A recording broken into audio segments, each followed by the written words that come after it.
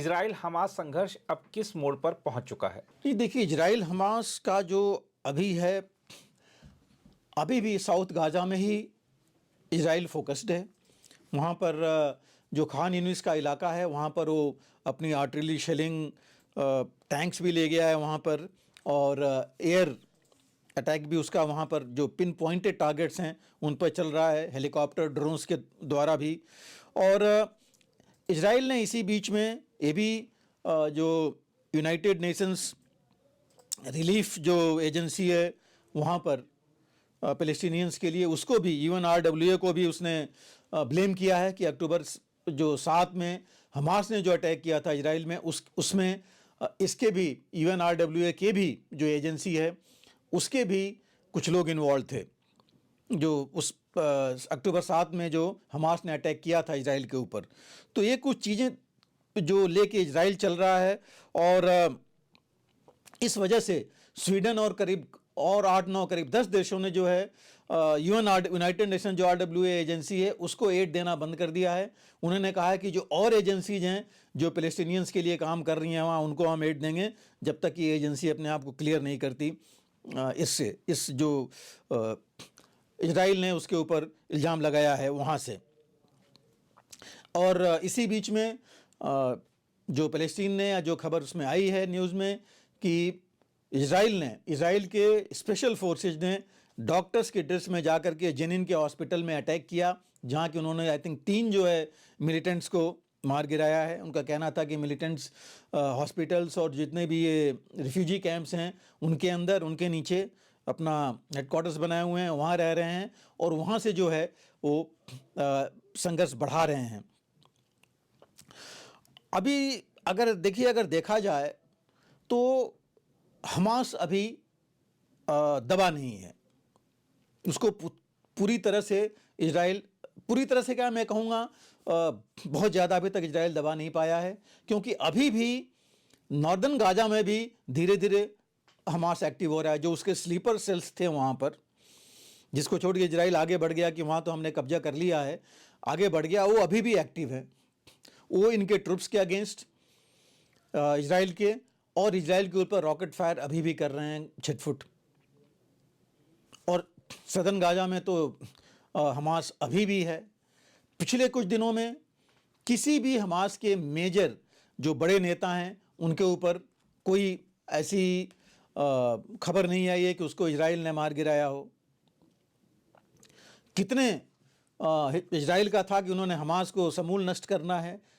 25 से 30 हज़ार की उन्होंने खुद बताई थी कि उनकी संख्या है, लेकिन इन 30 हज़ार में से कितने मारे गए हैं उन्होंने बताया नहीं। हालांकि कुछ जो रिपोर्ट्स आ रही हैं कि 7,000 के आसपास के उन्होंने ख़त्म किया है,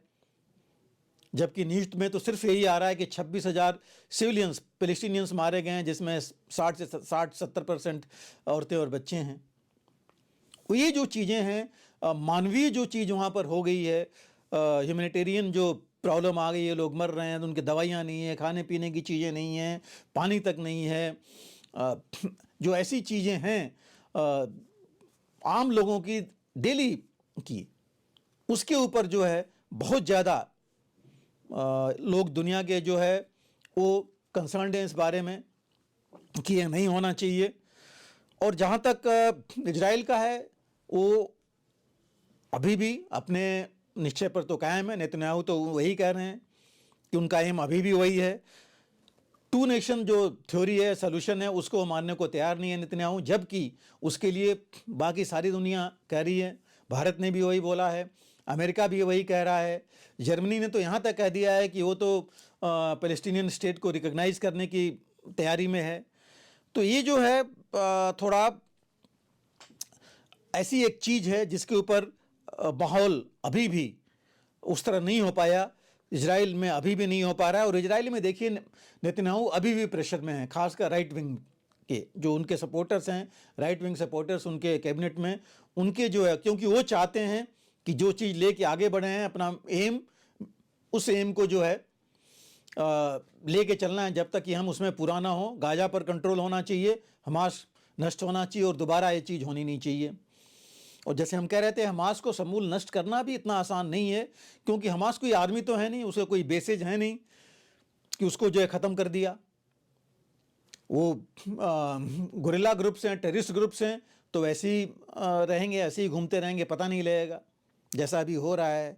तो ये एक चीज़ है जो कि थोड़ी उनके अंदर आपस में इजराइल के जो कैबिनेट है, वॉर कैबिनेट है, उसके बीच में मतभेद हैं। इजराइल जहाँ तक उनके लोग हैं, उनकी जनता है, वो डिमांड कर रही है कि इतने महीने हो गए, 4 महीने फ़लस्तीनी जो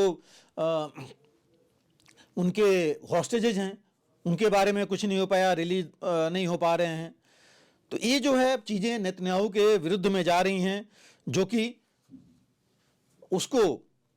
वो जो उनके लिए रोकना बहुत ज़रूरी है। इसलिए वो खुले में नहीं आ सकते किसी ऐसी चीज़ पर जो फ़लस्तीन के समर्थन के में हो या उनके हक में हो। जहाँ तक सीज फायर का प्रपोजल था, वो काफ़ी दिनों से चल रहा है। जो अभी लेटेस्ट 2 दिन पहले खबर आई है कि एक प्रपोजल बना है जो कतर, इजिप्ट, अमेरिका, इंग्लैंड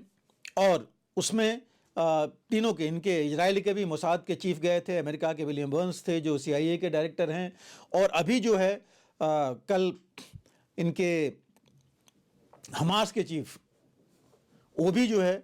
गए हैं वहाँ पर इजिप्ट में, कैरो में उनको बुलाया गया है। उन्होंने कहा कि उनको हनीये ने बोला है, हमास चीफ ने, कि उनको इन्विटेशन मिला है वहाँ पर जा करके कैरो में डिस्कस करने के लिए, स्टडी करने के लिए, जो कि एक प्रपोजल है जिसमें 2-3 बातें जो मेन कही जा रही हैं उसमें कि तकरीबन 2 महीने का एक ट्रूस होगा, और इसमें जो पहला स्टेज है उसमें पहले फेज में जो POW या ये जो हॉस्टेजेज हैं उनको छोड़ा जाएगा, खास करके औरतों, बच्चों, बूढ़ों को। उसके बाद जो है बाकी जो हॉस्टेजेज हैं, और लास्ट में जो इनके सोल्जर्स जो POW या प्रिजनर्स हैं जिनको लिया गया है, और उसी में ये बात करेंगे आपस में कि कितने पैलेस्टीनियंस को इजराइल छोड़ेगा जो इनके हॉस्टेजेस के बदले में। तो ये एक चीज़ उसमें कही जा रही है। दूसरी जो चीज़ कही जा रही है कि ये टॉक जो है, इसके बारे में बातचीत पेरिस में हुई थी, जो कि अभी आगे बढ़ी है यहाँ पर, और जो सीज फायर कहा जा रहा है कि वो रखा जाएगा। इस सीज फायर में बेसिकली 2 महीने का इसलिए है कि जो ज़रूरी सामान हैं, क्योंकि जैसे हमने कहा था पहले, ह्यूमैनिटेरियन, मानवीय जो वहाँ लोगों की दुर्दशा हो रही है उसके ऊपर काफ़ी जोर है, काफ़ी दबाव है इजराइल के ऊपर। तो इस बीच में जो चीज़ें जितने सिविलियंस हैं उनके लिए, चाहे वो मेडिकल एड है या खाने पीने की चीज़ें हैं या और भी जो ज़रूरी चीज़ें हैं उनको दी जाएं, और अगर उनको कहीं शिफ्ट करना है, कहीं रखना है, सुरक्षा व्यवस्था उनकी करनी है, वो की जाए। तो ये भी चीज़ दी गई है, क्योंकि इजराइल पहले ये था कि शायद लड़ाई ख़त्म करने की बात हो, लेकिन इजराइल बिल्कुल, नेतन्याहू बिल्कुल तैयार नहीं है लड़ाई ख़त्म करने के। एक चीज़ और कहा जा रहा है कि काफ़ी दिनों से कोई लीडर, मेन लीडर इनका नहीं मारा गया है हमास का। कहा तो ये जा रहा है कि इसमें शायद इजराइल एग्री हो गया है कि ठीक है, हम लीडर्स को मारेंगे नहीं, ये चाहें तो दूसरी जगह जा सकते हैं यहाँ से, लेकिन ये खुले में ये चीज़ नहीं आई है। और ये बताया जा रहा है कि जो प्लान है, कि ये भी प्लान है कि इजराइल, जो इजरायली डिफेंस फोर्सेस है उनको रीडिप्लॉय करेगा गाजा में, और धीरे धीरे वो पैलेस्टीनियन इलाके से अपने फोर्सेस को वापस करेगा। तो ये जो है प्लान, हालांकि पूरी डिटेल्स कैसे होगा, क्या होगा, बाद में आएगा, लेकिन इसको कहा जा रहा है कि अमेरिका के भी अप्रूवल मिल गया है, बाइडेन ने भी अप्रूव कर दिया है, और होपफुली ये एग्री हो जाए। लेकिन जैसे हमने कहा, इजराइल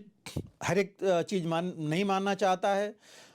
खास करके लड़ाई बंद करने के लिए और पूरी तरह अपने सेना हटाने के लिए, या पैलेस्टीनियंस को 2 नेशन थ्योरी के लिए। जहाँ तक हमास का है, हमास जो है परमानेंट सीज फायर चाहता है। हमास या अरब कंट्री जो हैं परमानेंट सीज फायर चाहते हैं कि अगर हो रहा है टूस तो ये परमानेंट सीज फायर होना चाहिए, और वो ये चाहते हैं कि जितने पैलेस्टीनियन प्रिजनर्स हैं एक्सेप्ट हो, कि जो कि किसी बहुत बड़ी उसमें इन्वॉल्व हैं, उनको जो है छोड़ा जाए। गाज़ा में वो चाहते हैं कि गाज़ा जो है इजराइल खाली करे और जो है पीस रिस्टोर हो और गाज़ा का रिस्ट्रक्चर किया जाए। तो ये चीज़ें हैं, लेकिन हर जगह जैसे होता है हर एक चीज़ पर तो बात बनती नहीं है, 100% चीज़ तो मानी नहीं जाती है, लेकिन फिर भी अगर इस पर बात आगे बढ़ जाएगी तो एक बहुत बड़ी जीत होगी सबके लिए, खास करके जो बाइडेन के लिए अमेरिका में, क्योंकि बहुत प्रेशर है वहाँ पर और वेस्टर्न कंट्रीज में भी खास कर बहुत ज़्यादा प्रेशर है इसके लिए कि जो मानवीय एंगल है, जो ह्यूमैनिटेरियन जो वहाँ पर प्रॉब्लम्स हैं उनको देखा जाए और टू नेशन थ्योरी को धीरे धीरे आगे ले आया जाए। कोएग्जिस्ट करने की बात हो तो हो सकता है ये चीज़ थोड़ा बाद में हो, अगर इस समय सीज फायर होता है और